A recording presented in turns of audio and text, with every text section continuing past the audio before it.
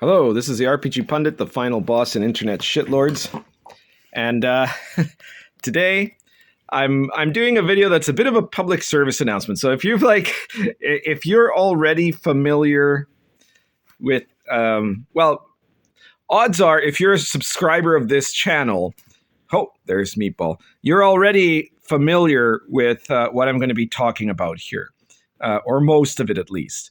But I'm making this as a video because, one of the videos that has had the most traction in my entire playlist in terms of people sharing it and it being useful was one of the very early videos I did, which was called The OSR is Cutting Edge. And that was like an introduction to what is the OSR. And I'm figuring that right now, given how the OneD&D announcement has met with a lot of distaste from many 5e gamers, and the whole Hadozi thing had a lot of people online saying, that's it, I'm done with wizards. This is a very good time to try to explain to 5e gamers about the OSR, because let's face it, let's say that you're a 5th edition player and you've been happily playing 5th edition for a time, but it keeps getting more woke. The source books keep getting more stupid. The adventures are now these lame eat, pray, love, non-combat, woke indoctrination adventures, and you're just tired of the whole thing. It's not working for you anymore. But what are really your options? Because I've seen some people say, Pathfinder. Well, I don't know where you've been for the last decade, but Pathfinder was woker faster than D&D ever was. It's extremely woke, and it's also it's not a great company and it's not a great system as far as I'm concerned, right? So, but there is another option. The other option is currently being covered by my cat's ass here, but it's the OSR.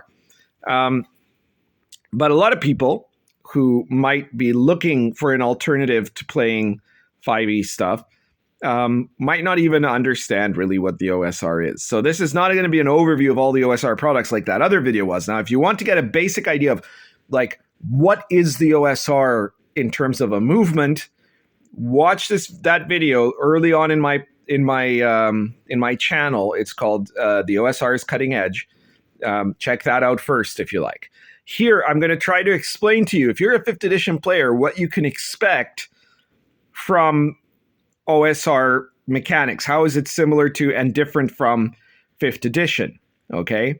And of course, I'm using some of my own books as an example here because they're the ones I'm most familiar with and because they're my own books. But the first thing you have to understand, very much in brief, is that the OSR is a design movement where all the games that are in the OSR, it doesn't matter who makes them, are supposed to be compatible with Dungeons and Dragons. Now, that doesn't mean 5th edition Dungeons and Dragons. It also doesn't mean 3rd, 2nd, 1st, or 0 edition Dungeons and Dragons.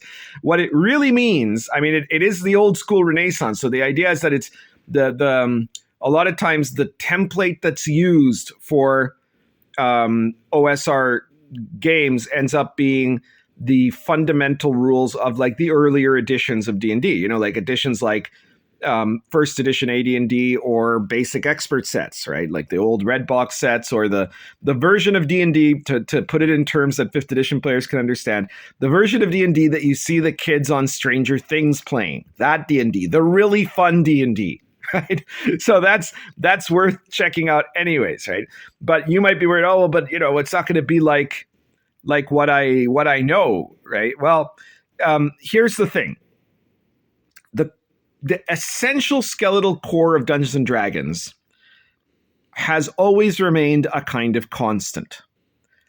And so what you get with the OSR is 90% stuff that you will already know if you've played 5th edition. If you've played any edition of D&D, you can pick up any of my games and you will immediately find them familiar, because part of the thing is your choices. Let's say you don't want to stick to 5th edition and you don't want to go to Pathfinder.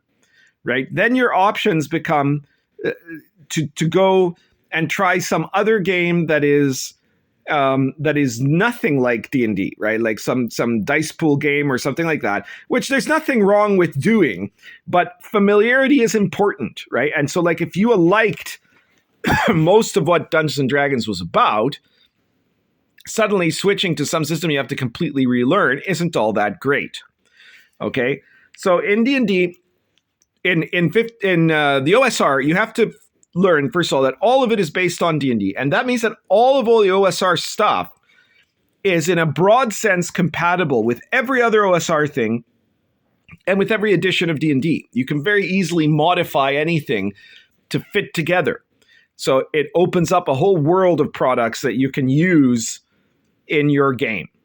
All right. And so like there's stuff like setting books like the incredible Sword and Caravan that's been a really huge bestseller and everybody is absolutely loving. It's an actual product based on an area of the world that isn't medieval Europe, right? Based on the real legends and mythology of it, and that is not about woke virtue signaling about 2022 issues, but rather an accurate depiction of that world as it was, which is like the opposite of the 5th edition people that do stuff like, Daniel Kwan. I saw him ridiculously complaining today. I might have been yesterday, but I saw it today, complaining about some magic card that features an image of a ramen chef and saying, oh, this is a horrible racist stereotype that we have to live with, right? When Daniel Kwan, his adventure for Candlekeep is also is every little bit of stereotypical, maybe more stereotypical, because his stuff is based, it's not based on ancient culture or society. It's based on Hong Kong action cinema, right? Which any white person could have seen too, right? There's nothing about it that is unique to his race, but because he's Asian Canadian, I'm not even sure how much Chinese he speaks, how much Mandarin or Cantonese he speaks. But because of his blood and skin color, he thinks he can do anything he does isn't racist, and anything anyone else does is, right? So like that magic card is racist. That's the kind of nonsense you get from 5th edition. From the OSR, you can find stuff like Sword and Caravan, which is, an actual myth and legend based, carefully researched setting that has no political agenda in the context of the modern world. Sorry, that was my little break to do an ad for Sword and Caravan. But the thing about any of these products, the settings, the adventures, I didn't bring one of my adventure books, but the OSR adventures, they all end up being intercompatible with each other. So it means there's a ton of stuff that you can access. And the OSR is affordable. Lion and Dragon, I think is like, what is it? The soft cover is, I think, 22 or something like that bucks. Star Adventure is $9.99, and a lot of people seem to think, it's been getting so much retweeting lately. Star Adventure, they tend to think is like probably it's the best OSR system for running Star Wars. And of course, if you get the deluxe hardcover version of Sword and Caravan, it'll cost you like $50, and the Invisible College will cost you like $60, but it's 432 pages. But you can also get these in soft cover, right? And it's the same, and there's lots of OSR products you can buy for free or pay as you want. Mileage varies. There's obviously going to be different qualities. What you can run with it, the brilliant part of the OSR is that what it does, there are some OSR games that are just direct copies of old editions of D&D, right? So you have, some games that are basically just the 1st edition rules, cut and paste. Well, not cut and paste, with the serial numbers filed off, right? Rewritten, but exactly the same rules. But those are the minority of OSR products. Those are called clones. And it's perfectly fine to get them, especially if you'd rather pay somebody, for Labyrinth Lord rather than purchasing something that gives money to wizards, right? That's a very good reason to buy a clone instead of an edition that gives money to Wizards of the Coast. But most OSR games today are products that have the core essence of the D&D rules that you are very familiar with, modified to fit a different genre or a specific genre or setting or style of play. Okay. So by genre, I mean, like Star Adventurer is Dungeons and Dragons rules modified to play space opera science fiction. Okay.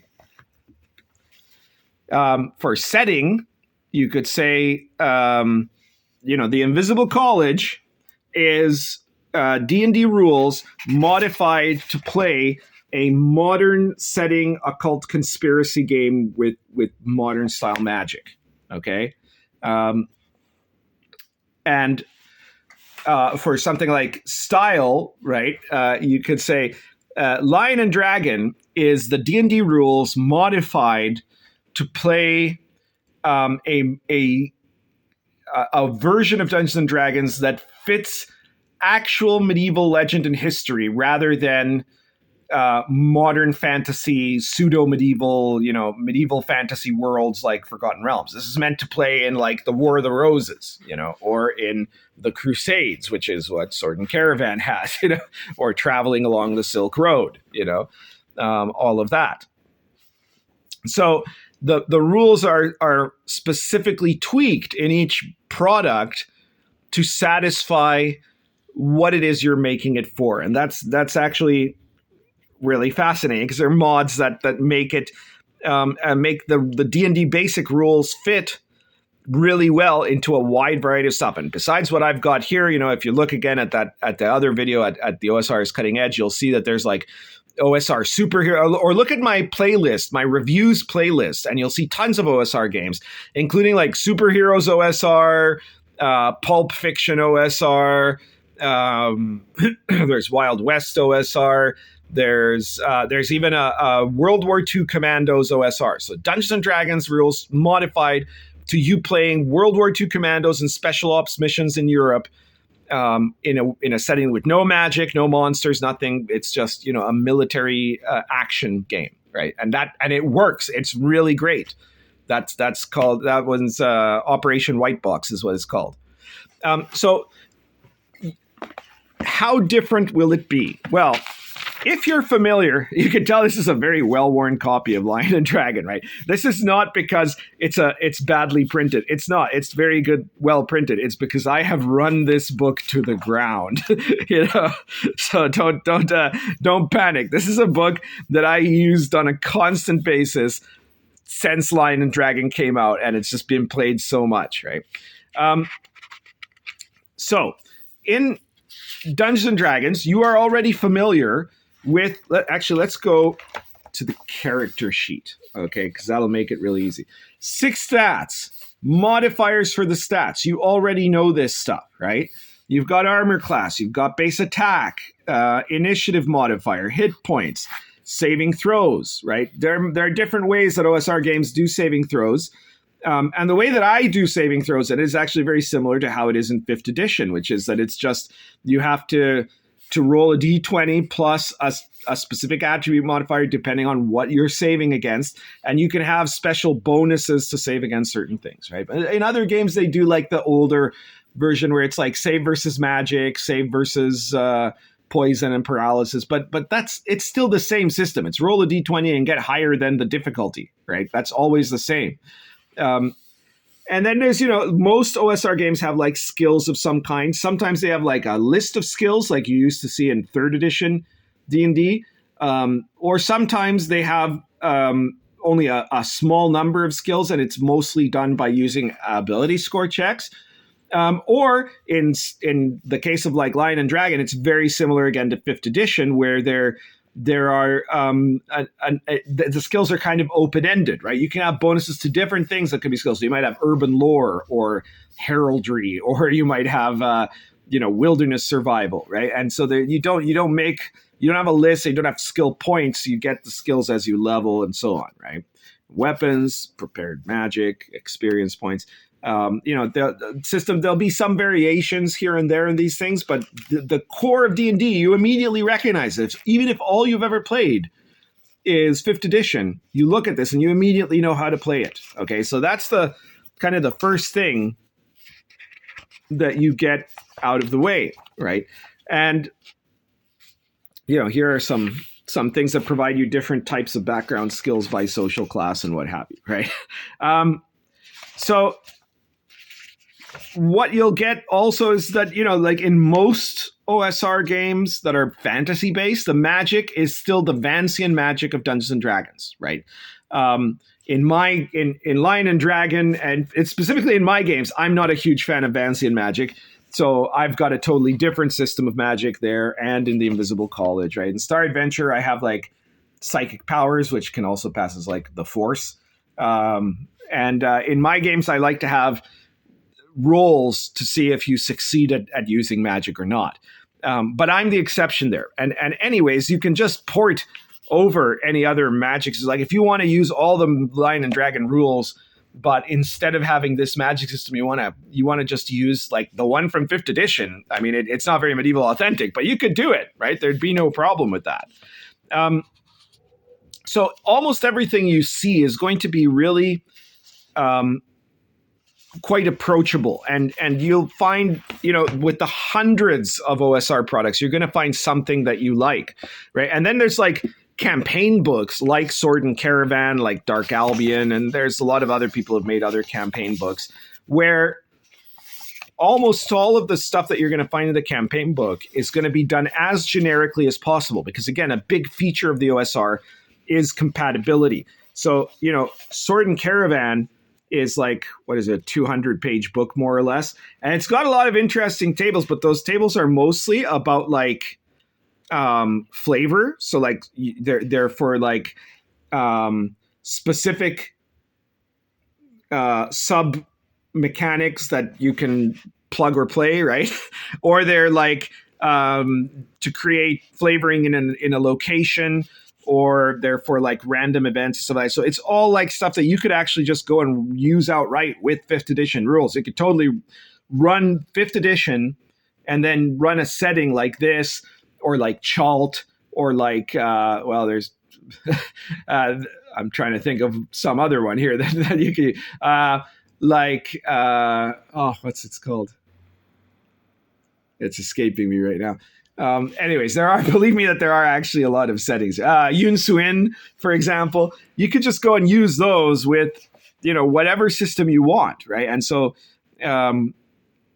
that's great. And the best thing is you can mix and match from all kinds of different products.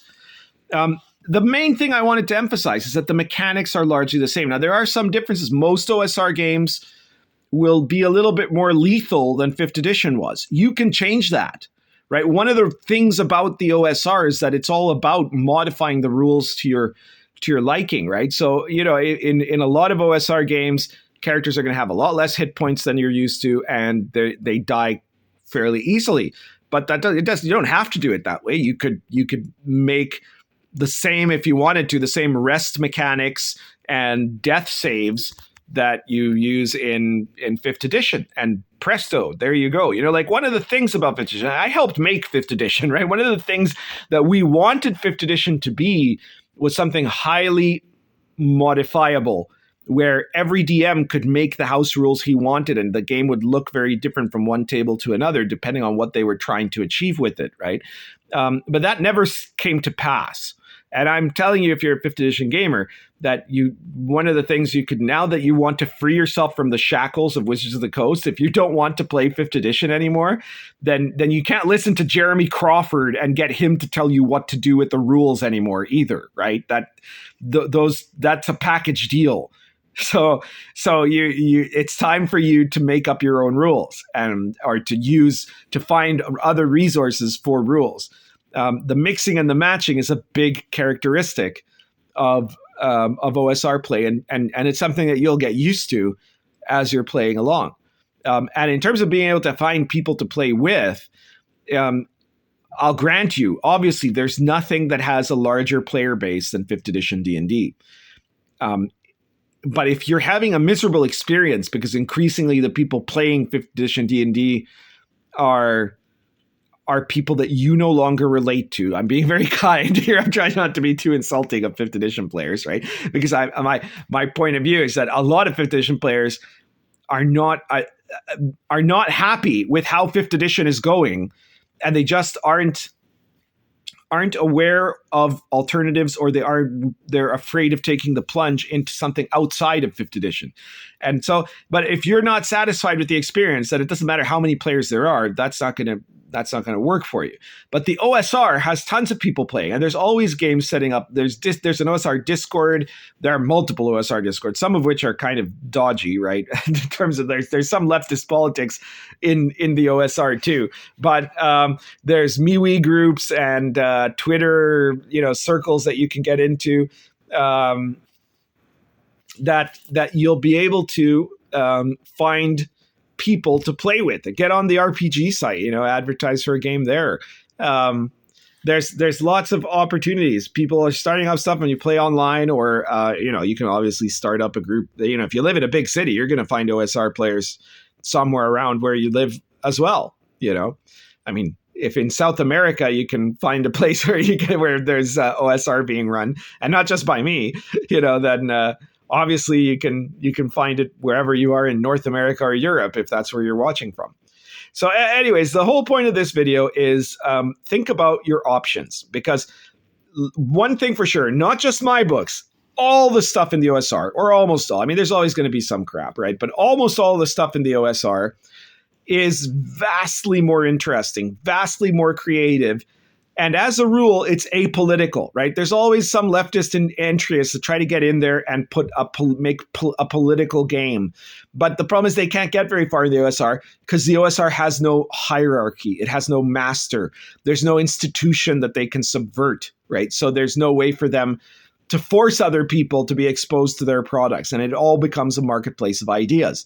And the best games win, So, the opportunity for like really cool ideas and concepts, way more than the corporate pablum that you get, even that you got in the old days, like even the old 5th edition adventures, they were way better than the crap that they're publishing now. All this, eat, pray, love nonsense, but they were still very mediocre corporate schlock compared to what you can find in terms of the creativity of the OSR, so check out the Barrow Maze, like even the dungeons are way better in the old school version than in 5th edition. To say nothing of adventures, right? Check out my Medieval Authentic Companion 2, which has got 26 adventures, and it is a way better anthology of adventures than any of the anthologies of adventures that Wizards has ever put out. So yeah, look for your options. And okay, if you've been watching this video and you're already a subscriber of mine, right, and you already know all about the OSR, and you're probably an OSR player, because let's face it, the majority of people who watch my videos are probably OSR players. I'm going to ask you, first of all, you got to the end of the video, so obviously you've been paying attention. So if you've gotten to here, just hit that share button and post it on your social media, because this is really a bit of an evangelical exercise here, right? I know that most of you watching who are subscribers already know all this stuff, but the point of this video is so that other people who are mostly just 5th edition players will know that this exists. And the only way for that to happen is for it to be shared. So please hit share it anywhere you think that there's people that might need this message to know that they have an alternative to just playing 5th edition D&D, right? Let's subvert the dominant paradigm here, folks. All right.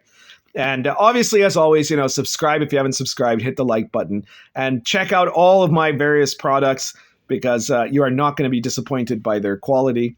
But in this case right now, the focus I'm trying to put on it is let's get more 5th edition refugees into the OSR and, get them playing better games than what they've had until now. That's everything for today. Currently smoking Dunhill Amberroot Bulldog plus Cornell and Deal's Old Joe Krantz.